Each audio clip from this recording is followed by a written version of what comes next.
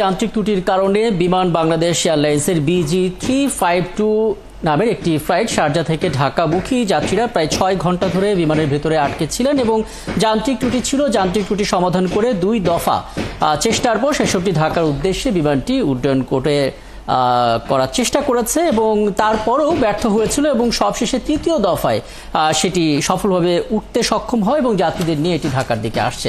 আমরা একটু আপডেট জানতে চাই, আমাদের সঙ্গে সংযুক্ত আরব আমিরাত থেকে যুক্ত হচ্ছে সহকর্মী আমিনুল ইসলাম। আমিনুল, প্রথমত একটু বলবেন, এটা স্বস্তির খবর যে 6 ঘন্টা আটকে থাকার পর শেষ অবধি বিমানটা বাংলাদেশের দিকে যাত্রা শুরু করলো। যাত্রীদের সবশেষ কি তথ্য আপনার কাছে? দীর্ঘদিন যাবৎ বন্ধ ওমানের ভিসা।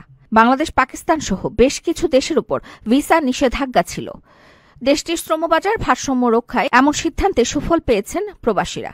বাড়ছে কাজের চাহিদাও। তবে 11টি পেশায় ফের ভিসা চালুর অনুমতি দিয়েছে ওমান। পাকিস্তান সরকারের অনুরোধে ওমান সরকার এই সিদ্ধান্ত নিয়েছে।